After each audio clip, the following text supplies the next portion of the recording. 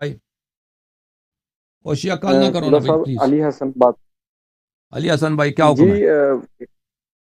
سر عثمان میرا سر ایک عثمان سے سوال محبت تھا. ہے آپ کو؟ علی الحسن بھائی عثمان سے محبت ہے؟ جی سر. عثمان سے محبت ہے یا نہیں ہے؟ سر نہیں، ہم مولا علی سے محبت کرنے والے ہیں. تو جس دن عثمان کا قتل ہوا ہے اچھا چلے بہرحال حکم کرو بھائی. سر کیا سر حکم؟ اس دن تو ہم نے سیخ کباب بنا کے کھائے تھے جس دن یہ قتل ہوا ہے. ہاں وہ تو 12 ذی الحجہ ہے نا، وہ تو اچھی بات ہے. اس وجہ وجہ قربانی ہوتا ہے، گوشت زیادہ ہوتا ہے، لوگ سیخ کباب بھی بناتے ہیں ٹھیک ہے نا. سر میں سر میں سر میں آپ کا لائیو شو سن رہا تھا. سر آپ ہوں، نے ابھی نا فرمایا تھا کہ مولا علی علیہ الصلوۃ والسلام مطلب کہ جس طرح کے رسول صلی اللہ علیہ وسلم کو خطرہ تھا جان کا، جس وجہ سے ہوں، انہوں نے کفار پر حملہ نہیں کیا تھا، ہوں، ہجرت بھی کر لی تھی. ہوں، دیکھیں ہم جو شیعہ ہیں ہم نے مطلب کہ بچپن سے یہ سنا ہے. دیکھیے گا میری بات کو ذرا سیریس لیجیے گا، کیونکہ اس وقت جو ہے نا علماء سو جو ہیں وہ پاکستان میں خاص طور پر اس طرح کی چیزیں چل رہی ہیں کہ بڑا مس گائیڈ کیا جا رہا ہے ممبروں پہ.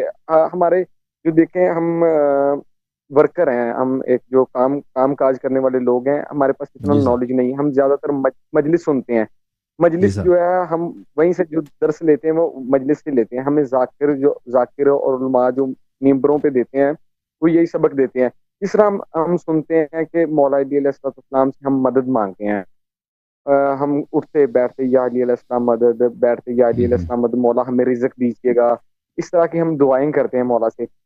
آیا کہ مولا علی علیہ السلام کو ہم شیر خدا مانتے ہیں، جس طرح بھی جس لیول کا ہم انہیں سمجھتے ہیں، جس طرح لیول کا ہم نے انہوں سنا ہے ان کی بہادری یا دلیری، آیا کہ وہ ان سے اکیلا مقابلہ کرنے کی جو ہے وہ سخت میں نہیں تھے کیا؟ دیکھیں اگر وہ معجزہ کرتا ہے نا، معجزہ کے طور پر معجزہ جی کرتے جی جیسے امام حسین علیہ السلام معجزہ کرتے کربلا میں، تو وہ جیت جاتے نا. اگر معجزہ کرتے کہ بھائی وہ سب لشکر تباہ ہو جائے، یعنی ہوں خارق العادہ، تلوار ایسے چلائیں کہ بھائی وہ جی سب لشکر جو ہے وہ گھاس کی طرح اس کو کاٹ دیں.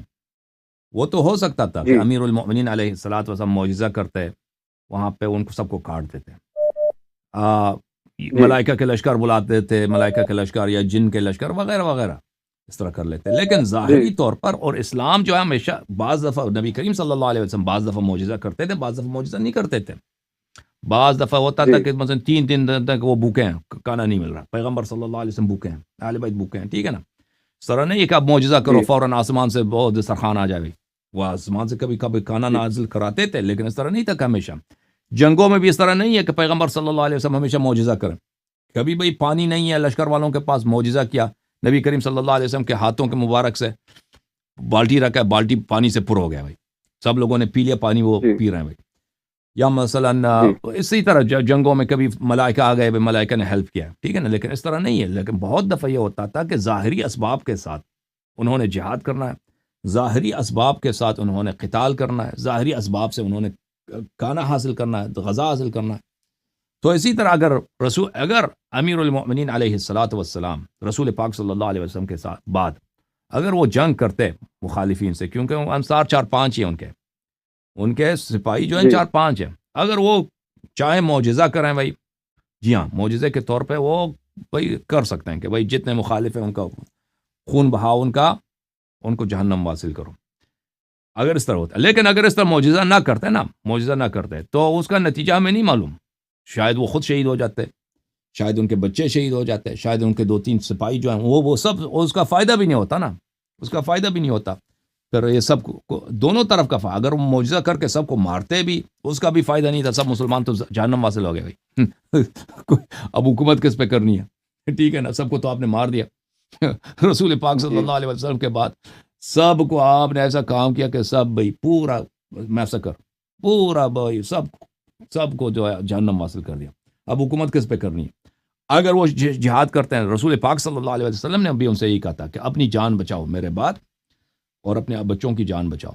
تو اللہ تعالیٰ کا وہ جانتے ہیں اللہ تعالیٰ کا حکم کیا ہے. اللہ تعالیٰ یہ نہیں چاہتا کہ اسلام کا جو طریقہ کار ہے، حق کا طریقہ کار، یہ صرف معجزات کے ذریعے، خارق عادت کے ذریعے، سپر نیچرل جو پاور ہے اس کے ذریعے اس دنیا پہ حاوی ہو. اللہ تعالیٰ یہ چاہتا ہے کہ یہ نیچرل طریقے سے کہ لوگ آ کے اس دعوت کو قبول کریں، ایمان لائیں، پھر اس کو سپورٹ کریں، پھر یہ دعوت پھیل جائے. ٹھیک ہے نا. اسی طرح امامت کا بھی اللہ تعالیٰ کا یہی ہے کہ وہ لوگ اس کی سپورٹ کریں، اس کی تائید کریں، اس کو مان لیں، اپنی مرضی سے مان لیں. اس طرح نہ کہ اللہ تعالیٰ ان کو مجبور کر دے مان لیں. تو اس طرح امیر المؤمنین علیہ الصلاۃ والسلام رسول پاک صلی اللہ علیہ وآلہ وسلم کے بعد ان کی پوزیشن یہ تھی، اگر وہ چاہتے خارق، جیسے انہوں نے قلعہ خیبر کو پھینکا نا، قلعہ خیبر کے دروازے کو، ہاں وہ ایسا دروازہ ہے اس کو 1000 آدمی نہیں اٹھا سکتے یا 40 آدمی اس کو اٹھاتے تھے. اس کو کھولنے کے لیے، دھکا دینے کے لیے انہوں نے ایک اشارے سے اس کو کاٹ دیا. تو لوگوں نے پوچھا کہ کیسے کیا؟ انہوں نے کہا یہ میں نے جسمانی طاقت سے نہیں کیا، میں نے قوت ربانی سے کیا ہے. ما قلعت بقوت جسمانیہ ولکن قلعت بقوت رحمانیہ. میں نے اللہ تعالیٰ کی قوت سے اس کو اکاڑ دیا. ٹھیک ہے نا. وہ قوت بازو سے، انسان کی بازو میں اتنی پاور نہیں ہوتی کہ وہ اتنا بڑا اٹھائے. وہ تو ایک ان کی جو سپر نیچرل ہے، اعجاز ہے، کرامت ہے. اگر کرامت کرتے تو لازمی بات ہے، کرامت تو وہ تو الگ بات ہے. لیکن ظاہری اسباب جو ہے نا، ظاہری اسباب میں یہی ہے کہ احتمال یہی تھا کہ وہ خود بھی شہید ہو جاتے ہیں، ان کے اہل خانہ بھی شہید ہو جاتے ہیں، سب اہل بیت علیہ السلام سے، اور اسلام بالکل بچتا بھی نہیں. ابھی آپ شیعہ بھی نہیں ہوتے نا، ابھی پتہ نہیں آپ ہندو ہوتے ہیں میں اور آپ کے کیا دین ہوتا ہمارا. جی اسلام ختم ہو جاتا بالکل. قبلہ صاحب میرا صرف اور صرف ایک چھوٹا سا اور کویسچن، میں زیادہ ٹائم نہیں لوں گا آپ کا. ایک چھوٹا سا میرا کویسچن ہے. دیکھیں میں میرا سوال آپ کو چاہے جیسا بھی لگے، میں سنتا ہوں آپ سے لوگ بڑے عجیب و غریب سے سوال پوچھتے ہیں، لیکن میں جو یہ سوال پوچھنا چاہتا ہوں نا، میں یہ اپنے عقیدے کے لیے پوچھنا چاہتا ہوں، تاکہ کیونکہ اگر ہمارا عقیدہ ٹھیک ہے تو ہی ہم نبی پاک صلی اللہ علیہ وسلم کو منہ دکھائیں گے، یا جس طرح بھی ہے. یہاں پہ ہمارے جو پاکستان میں خاص طور پہ جو میرے بھائی سن بھی رہے ہوں گے، پاکستان میں خاص طور پر جو ہمارے ذاکرین ہیں یا جو علماء کرام، ابھی مجلس محرم کی شروع ہوگی نا، تو ان کی کوشش ہوگی مولا علی علیہ السلام کو اللہ بنا کر پیش کریں گے. ٹھیک ہے. تو میں اس عقیدے کے بمر کہ آپ کا اس بارے میں کیا رائے عمل ہے کہ ہم کو کس طرح آل محمد کی یہ جو آپ بات کر رہے ہیں نا، یہ پلیز میں نہیں، جس طرح مطلب کہ کچھ لوگ ہیں جن کو یہاں پہ مقصرین کہا جاتا ہے، کچھ لوگوں کو مقصرین کہا جاتا ہے، اور کچھ لوگوں کو جو ہے کہا کہ جاتا ہے کہ یہ علی کو اللہ مانتی، یہ نصیری ہیں. جو بیسک جو میں آپ کو سن رہا ہوں کافی دیر سے، تقریباً 2-3 ماہ 4 ماہ سے میں آپ کو پراپرلی سنتا ہوں. رات میں صبح ڈیوٹی جاتا ہوں، رات کو تقریباً کافی دیر تک آپ کی جو ویڈیوز، اولڈ بھی ویڈیوز ہیں، وہ دیکھتا رہتا ہوں. اس لیے سنتا رہتا ہوں کہ تاکہ کم از کم جو ہے ہمارا عقیدہ جو آل محمد کے ساتھ جو ہمارا عقیدہ ہے اس کو میں بہتر کرنا چاہتا ہوں. میں کافی دیر سے ٹرائی کر رہا تھا آپ سے بات کرنے کے لیے. سمجھ گیا آپ کا سوال، سمجھ گیا، آپ سن لینا بھائی، سمجھ گیا آپ کا جی سوال. تھینک یو سر، آپ سن لیں. Thank you. اوکے، جواب اپنا سن لیں. تھینک یو میرے بھائی.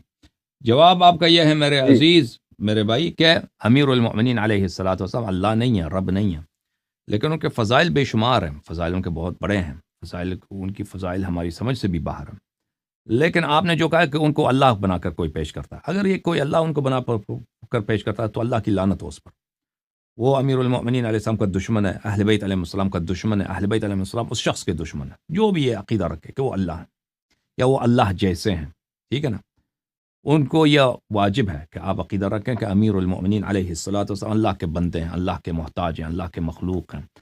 وہ کھانا کھاتے تھے جیسے ہم کھانا کھاتے ہیں نا، وہ کھانا کھاتے تھے، اور پھر جا کر وہ بھائی جیسے انسان لیٹرین جاتا ہے، وہ سوتے تھے، لیٹرین جاتے تھے، وہ پیشاب کرتے تھے، استنجا کرتے تھے، وضو بناتے تھے، غسل کرتے تھے، اور پھر وہ جنگوں میں جاتے تھے تو بہت دفعہ ہوتے تھے کہ وہ زخمی ہو جاتے ہیں. ان کے بدن پہ اتنے زخم تھے امیر المؤمنین علیہ السلام کے کہ بے شمار زخم ہوتے تھے ان کے بدن مبارک پر، اور پھر آخر میں وہ شہید بھی ہو گئے.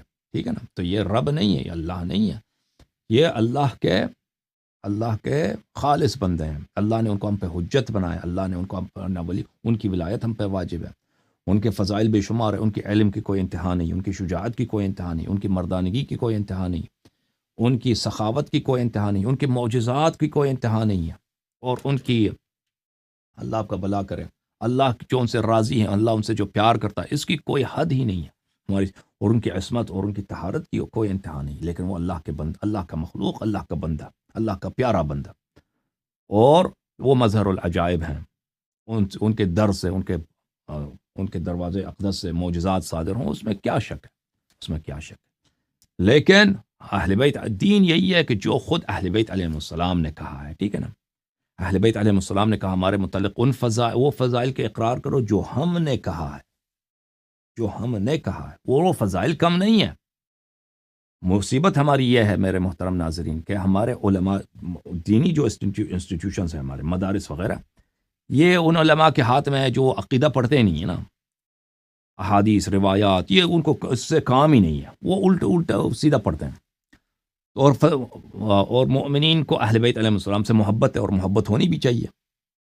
تو کیا ہوتا ہے بھائی کہ مؤمنین رغبت کرتے ہیں ذاکرین حضرات سے سننا۔ ذاکرین حضرات کو تو مولیوں سے چڑھ ہے، کہتے ہیں یہ مقصر ہیں، تو وہ خود اپنی تحقیق ادھر ادھر سے کرتے ہیں، اور ایک دو باتیں صحیح سیکھتے ہیں، اور دو باتیں وہ اپنے آپ سے اس کو ٹویک کر کے، چینج کر کے، حدیث سے وہ تعویل کر کے اس کو ملا کے فضائل بنانے کے لیے، ٹھیک ہے نا۔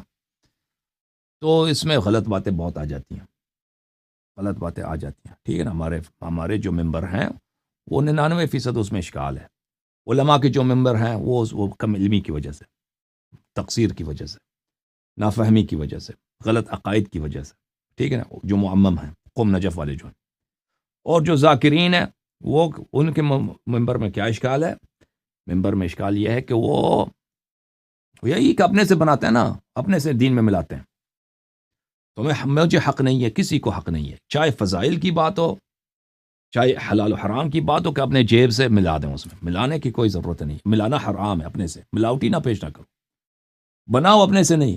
اتنے امیر المومنین علیہ السلام کے فضائل ہیں میرے بھائی، ہم تو کیا انبیاء کے عقول اس میں حیران رہ جاتے ہیں، وہ سچے فضائل، ان کو وہ 10 نخوردہ باقی ہیں، ورجن، کلیئر، کلین، ابھی تک جیسا ایک سمندر ہو سونے کا، سمندر ہو سونے کا، اس نے کسی نے ٹچ ہی نہیں کیا اس کو، وہ ایسے باقی ہے۔ تو ذاکرین کیا بنا؟ جھوٹ بنا کے پیش کرو۔ میں نہیں کہتا سب ذاکرین پیش کرتے ہیں، سب ان کی باتیں غلط ہیں، نہیں، ذاکرین میں ایسے افراد ہیں جو بے احتیاطی کرتے ہیں، غلط باتیں پیش کرتے ہیں، تو ان کو اللہ سے ڈرنا چاہیے۔ یہ اس کی وجہ کیا ہے کہ ہمارا سسٹم ہی خراب ہے، سسٹم ہی خراب ہے۔ کیونکہ دینی تعلیم کہاں سے ہونی ہے؟ مدارس، دینی مدارس سے، اور دینی مدارس کیا چیز ہے؟ وہاں پہ بدعت کے علاوہ، کفر کے علاوہ آپ کو ملے گا کیا؟ ٹھیک ہے نا، قوم نجف جائیں گے ادھر، ویسے آپ کو کافر بنا کے، وہ خامنئی آپ کا امام ہے، اس کے جا کے تبلیغ کرو۔ وہ قوم والوں کے لیے، اور میرے بھائی یہ سب مقدمہ ہے، اہل بیت علیہ السلام مقدمہ ہے، اسلام، توحید، قرآن، نبوت، سب مقدمہ ہے خامنئی کے لیے۔ اصل مقصد ولایت کون ہے؟ خامنئی ٹھیک ہے، باقی سب یہ جو ہے مقدمے کی اہمیت نہیں ہے۔ وہ اگر فضائل وغیرہ آپ کو سناتے بھی ہیں نا، تو اس لیے سناتے ہیں کہ آپ فضائل سنیں تاکہ آپ کو سنایا جائے، ولایت فقیہ آپ کو سکھایا جائے، ولایت فقیہ آپ سے منوایا جائے۔ تو یہ بہت بڑی مصیبت ہے، یہ بہت بڑی مصیبت ہے۔ یہ مذہب بچے گا کیسے جب اس مذہب کے سب سے بڑے دشمن، میں آپ کو بتاتا ہوں، اس مذہب کا سب سے بڑا دشمن وہابی نہیں ہے، اس کا مذہب کا سب سے بڑا دشمن سعودی وغیرہ نہیں ہے، اس مذہب کا جس سے سب سے بڑا اس مذہب کو ضرر پہنچتا ہے، اس مذہب کے اپنے مذہب والے ہیں، اس مذہب کے ٹھیکیدار، آپ کے علماء، آپ کے مدارس، آپ کے حوزے، سمجھ میں آ رہی نا؟ یہ اس سے سب سے زیادہ ضرر پہنچتا ہے۔ کیوں پہنچتا ہے؟ کہ یہ بھائی دین، ان لوگوں نے دین ہی چینج کیا ہے، بھائی دین ہی چینج کیا، ان کی تبلیغ ہی باطل ہے، اور آپ لوگ مرتے بھی ہو انہی علماء کی وجہ سے، اسی انقلاب کی وجہ سے۔ ابھی پارا چنار میں جو جنگ ہوئی ہے، ابھی کہاں ہے مرجعیت؟ یہ مشہور کرتے ہیں کہ مرجعیت جو ہے شیعہ قوت کا اساس ہے تو آج سے آپ مجھے بتاؤ، مرجعیت شیعہ قوت کا مرکز ہے، ٹھیک ہے نا؟ مرجعیت، آپ 40 سال سے پاکستان میں آپ کے قتل عام ہو رہی ہے، 80 کے دہائی میں، 90 کے دہائی میں، 2000 کے دہائی میں کتنے شیعہ مارے گئے، ٹھیک ہے نا؟ پارا چنار میں اتنا، کوئٹے میں اتنا، یہ مرجعیت نے آپ نے کیا، یہ قوت کا مرکز ہے نا، اس نے کیا کیا آپ لوگوں کے لیے کیا ہے بہرحال یہ باتیں اوکے۔